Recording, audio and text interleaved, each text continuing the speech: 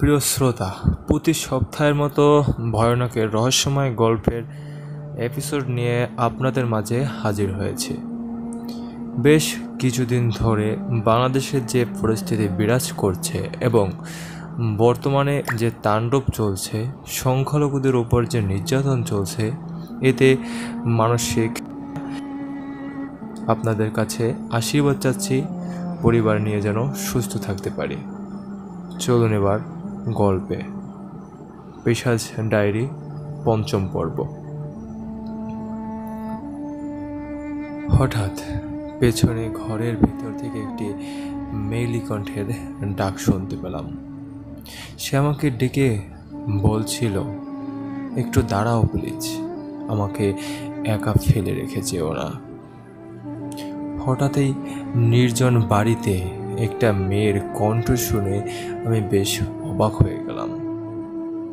আমার জানা মতে বাড়িতে এখন আর কেউ থাকে না, আর একটা মেয়ের পক্ষে থাকা তো অসম্ভব। তাহলে ভেতর থেকে কে ডাকছে আমাকে? আর রহিম চাচা তো এখানে নেই, পুরো বাংলোতে আমি শুধু একাই আছি। আমার ভয় আরও বাড়তে থাকে। একেই ভূতুরে বাড়ি, আর আমি একা, তার উপর আবার একটা মেয়ের কণ্ঠ। একবার ভাবলাম যে এখানে থাকা উচিত হবে না, আমি বরং দ্রুত বাড়িতেই চলে যাই পালিয়ে। সেখানে রহিম চাচা আমার অপেক্ষায় বসে আছে, কিন্তু ঘরের ভেতর থেকে কোনো একটা মায়া যেন আমাকে যেতে দিচ্ছিল না। আমার কৌতূহল বেড়েই যাচ্ছিল যে ঘরের ভেতরে কে আছে। আমার মনে হলো হয়তো সে মেয়েটা অর্থাৎ মিশি এখনো বেঁচে আছে, হয়তো সে এখনো ঘরেই আটকা পড়ে রয়েছে, হয়তো আমার থেকে তার সাহায্য চাই। তাই আমি সাহস করে ধীরে ধীরে সে ঘরটার দিকে এগোতে লাগলাম। আমি সেই ঘরের দরজার সামনে গিয়ে দাঁড়ালাম। বাইরে থেকে দেখে মনে হচ্ছিল দরজাটা ভেতর থেকে আটকানো। এরপর আমি কাঁপা কাঁপা কণ্ঠে দরজায় টোকা দিতে দিতে প্রশ্ন করলাম, ঘরের ভিতরে কে আছেন? কে আমায় ডাকলো? দরজাটা খুলুন প্লিজ। কিন্তু ঘরের ভেতর থেকে কোনো উত্তরই আসলো না। আমার ভয় আরও বাড়তে লাগলো। এরপর সাহস করে দরজাটা আস্তে করে ধাক্কা দিলাম। দরজাটা ধাক্কা দিতেই সাথে সাথে খুলে গেল। তার মানে হয়তো দরজাটা শুধু চাপিয়ে দেওয়া ছিল, ভেতর থেকে আটকানো ছিল না। কিন্তু ভেতরে যে কেউ একজন রয়েছে সেটা বেশ ভালো করে বুঝতে পারছিলাম। এরপর ধীরে ধীরে ঘরের ভিতরে ঢুকলাম।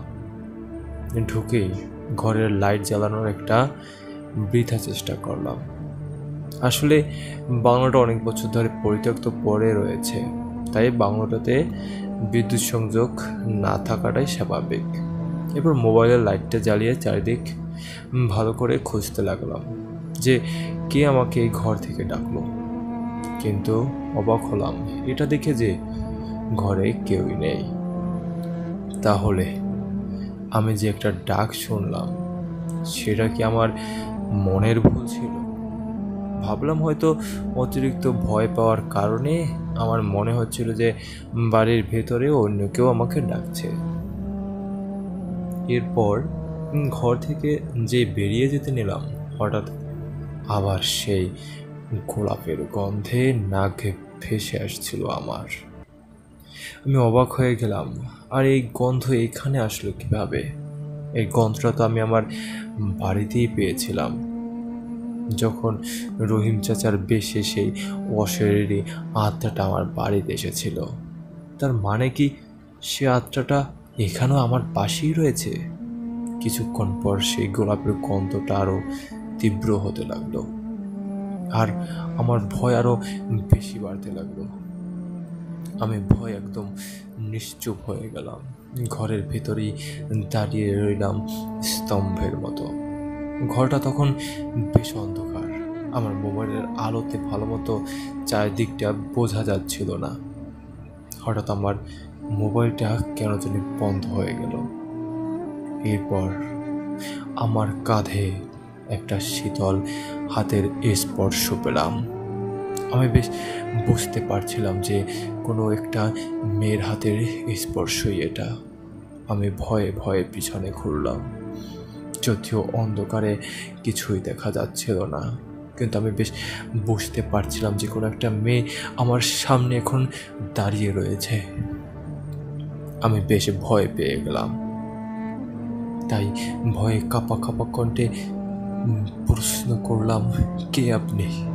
এ বাংলোতে কি করছেন?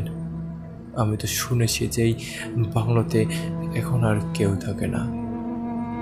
তখন মেয়েটি উত্তর দিল, আমার নাম সানজিদা আফজাল মিশি।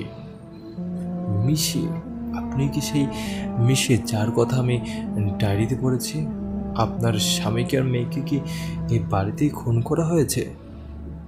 এরপর মেয়েটা কিছুটা গভীরভাবে উত্তর দিল, হ্যাঁ। আচ্ছা, আপনি কি রহিম চাচার বেশে আমার বাড়িতে এসে আমায় ডায়েরিটা দিয়েছিলেন? তখন আবার উত্তর এলো, হ্যাঁ।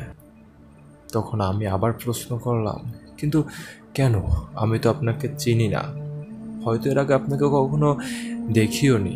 আপনি কি আমাকে কোনোভাবে আগে থেকে চিনতেন? ওই পাশ থেকে উত্তর আসলো, না। আমি আবার জিজ্ঞেস করলাম, তাহলে আপনি আমাকে ডায়েরিটা কেন দিলেন? আমি আপনার সম্পর্কে জেনে কি করব?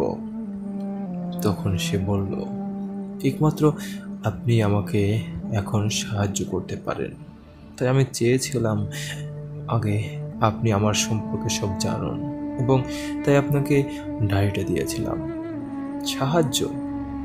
আমি কি সাহায্য করব? আচ্ছা, তার আগে আমাকে এটা বলুন, ডায়েরিতে আমি যেটুকু পড়েছি এরপর কি হয়েছিল আপনার সাথে? আপনি সেই পৈশাচিক শক্তি যে বইটা পেয়েছিলেন, সে বইটা পড়ে কি করেছিলেন? সেই ডাকাতগুলোই বা এখন কোথায়? আর আপনি তাদের হাত থেকে মুক্তি বা পেলেন কীভাবে? আর এতদিন আপনি এই বাড়িতেই বা লুকিয়ে আছেন কেন? এরপর মিশি বলতে শুরু করলো, তাহলে শুনুন। সেই পৈশাচিক শক্তির বই পড়ে আমার আবার পিশাচ শক্তির উপর বিশ্বাস জন্মাতে শুরু করে, এবং সেই বইয়ে লেখা ছিল যে কিভাবে পিশাচ দেবীকে পৃথিবীতে আহ্বান করা যায়। এরপর আমি বইয়ের নিয়ম মতো মন্ত্র পড়ে পিশাচ দেবীকে পৃথিবীতে আসার জন্য আহ্বান জানাই। পিশাচ দেবীকে পৃথিবীতে আনতে হলে সামান্য হলেও মানুষের তাজা রক্তের প্রয়োজন হয়। আমি বুঝতে পারছিলাম যে এখন অন্য কোনো মানুষকে আমি আর পাবো না, তাই নিজের হাত কেটে সেই রক্ত দিয়েই পূজা শুরু করি, এবং এক পর্যায়ে আমার ঘরের সব আলো নিভে যায়। আমি অন্ধকারে কিছুই দেখতে পারছিলাম না, শুধু কারো উপস্থিত অনুভব করতে পারছিলাম। বুঝতে পারছিলাম হয়তো কেউ আমার মুখোমুখি দাঁড়িয়ে রয়েছে। আমি কিছুক্ষণ চুপ থাকার পর প্রশ্ন করি, পিশাচ দেবী, আপনি কি এসেছেন?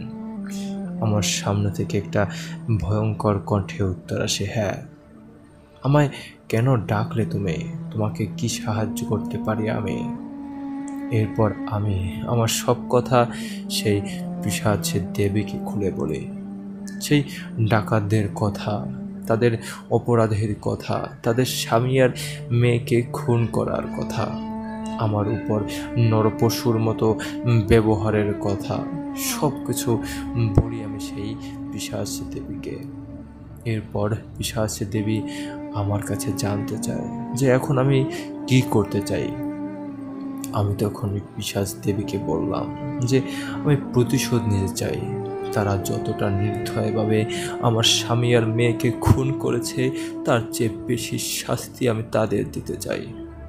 আমি এই রকম জীবন থেকে মুক্তি পেতে চাই। আমি সেই ডাকাতগুলোকে খুন করব, কিন্তু তাদের সুখ আনন্দ সব কেড়ে নিতে চাই। তাদের জীবনকে আমি অভিশপ্ত করতে চাই, যেমনভাবে তারা আমার জীবনকে ধ্বংস করে দিয়েছে, তাদের ধ্বংস করে দিতে চাই আমি। এরপর পিশাচ দেবী আমাকে বললেন যে এর জন্য আমাকে পৈশাচিক শক্তির অধিকারী হতে হবে। তাহলে আমি যে কোনো মানুষকে অভিশপ্ত করতে পারবো। এরপর আমি তার কাছে জানতে চাইলাম যে পৈশাচিক শক্তির অধিকারী কিভাবে হব আমি।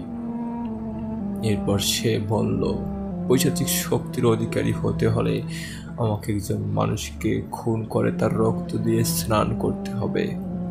এরপর আমাকে একটা মন্ত্র শিখিয়ে দিল, যেটা স্নান করার পর পড়লে আমি সহজেই পৈশাচিক শক্তির অধিকারী হয়ে যাব। এরপর পিশাচী দেবী চলে গেলেন। আমি যেন একটা নতুন আশা খুঁজে পেলাম প্রতিশোধ নেয়ার। আমার জন্য অন্য কিছুর প্রয়োজন ছিল না, শুধু প্রয়োজন ছিল পৈশাচিক শক্তি। শুধু এই নরপশুগুলোর থেকে প্রতিশোধ নেওয়ার জন্যই এই পৈশাচিক শক্তি চেয়েছিলাম আমি। কিন্তু এখন একটা মানুষ পাবো কোথায়? মানুষের রক্ত ছাড়া তো একটা কিছুতেই সম্ভব হবে না। প্রতি রাতেই সেই 5 জন ডাকাত আমার ঘরে আসতো। তারা আমার কাছে সেই হীরাগুলোর সন্ধান চাইতো, কিন্তু আমি এটা কিছুতেই বলতাম না। এরপর আমার উপর শারীরিক অত্যাচার চালাতো। কিন্তু সেদিন মাথায় একটা অন্যরকম বুদ্ধি আসলো আমার। ভাবলাম যে তাদের 5 জনের মধ্যে থেকে একজনকে আজ বোকা বানাতে হবে। তাকে বলি দিয়ে আজ পৈশাচিক শক্তির অধিকারী হব আমি। কিন্তু কিভাবে আমি বোকা বানাবো সেটা আমার মাথায় কিছুতে আসছিল না। এরপর হঠাৎ একটা বুদ্ধি আমার মাথায় এলো। জানতাম যে প্রতি রাতের মতো আজকেও একজন ডাকাত আসবে আমার কাছে হীরার সন্ধানে। তাকে বোকা বানাতে হবে। এরপর অপেক্ষায় বসে রইলাম ঘরে। আসলেই একটু পরে তাদের মধ্যে একজন ডাকাত ঘরের দরজায় নাড়া দিয়ে দরজাটা খুলে আমার কাছে চলে আসলো। এরপর যথারীতি সে আমাকে প্রশ্ন করলো, সেই হিরেগুলো কোথায়? আমি রোজ উত্তর দিতাম যে জানি না, কিন্তু আজ উত্তর দিলাম, এই ঘরেই রয়েছে। আমার কথা শুনে ডাকাতটা অবাক হয়ে গেল। সে অনেকটা কৌতূহল নিয়ে জানতে চাইল যে কোথায় সেই হীরার বাক্সটা। আমি আমার আঙ্গুল দিয়ে ইশারা করে তাকে দেখিয়ে দিলাম, এই সিন্দুকটার ভেতরে। আমার কথাগুলো লোকটা শুনে পাগলের মতো হয়ে গেল। দ্রুত ছুটে গেল সেই সিন্দুকটার কাছে হীরা নিতে।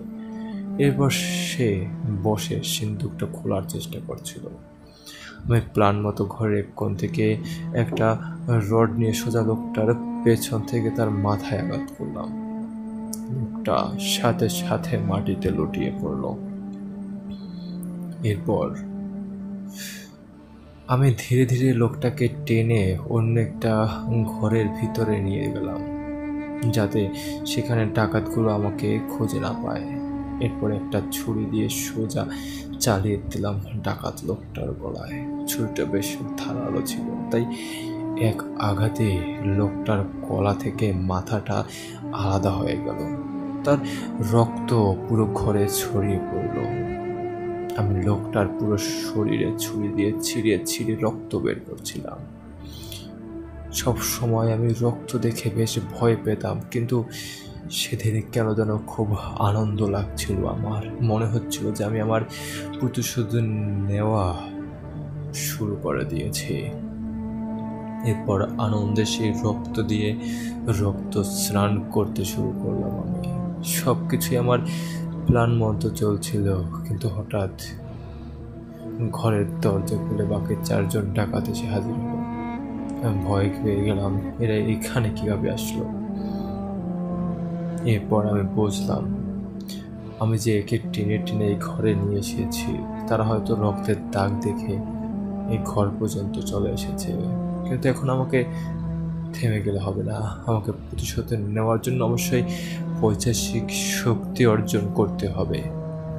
আমার কাজ অনেকটাই শেষ, এখন শুধু মন্ত্রগুলোই পড়া বাকি। এরপর আর তারা আমাকে কিচ্ছু করতে পারবে না। ডাকাতগুলো আমার রক্তাক্ত শরীর আর তাদের ডাকাতের ভয়ঙ্কর লাশ দেখে ভয়ে শিউরে উঠল। তাদের চোখে ভয় দেখে আমার বেশ আনন্দ হলো। এরপর তাদের মধ্যে 2 জন ডাকাত এসে আমাকে শক্ত শক্ত করে ধরে টেনে ঘরের বাহিরে নিয়ে গেল। আমি বলছিলাম, আমাকে ছেড়ে দাও, আমাকে প্রতিশোধ নিতে হবে, আমি তোমাদেরকে রক্ত দিয়ে স্নান করব। এরপর আমি যে রক্ত দিয়ে স্নান করার পরে সেই মন্ত্র পড়া শুরু করব, সে তখনই তাদের মধ্যে একজন ডাকাত একটা ছুরি এনে সোজা আমার গলায় চালিয়ে দেয়। এরপর আমার গলা থেকে রক্ত শুরু করে। আমি আর কোনো শব্দ করতে পারি না, আমি সেখানেই মারা যাই।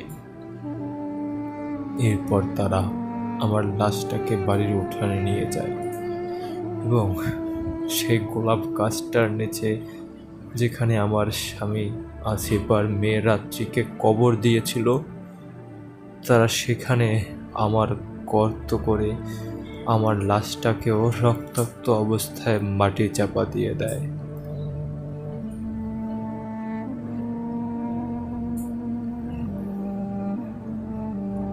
কি বলছেন এসব?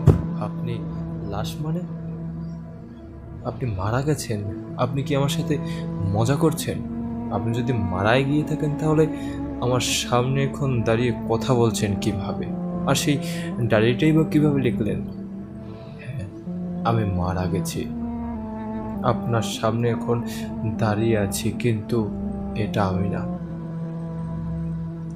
আমি তার কথার অর্থ কিছুই বুঝলাম না। এরপর সে ভয়ঙ্করভাবে হাসতে শুরু করলো।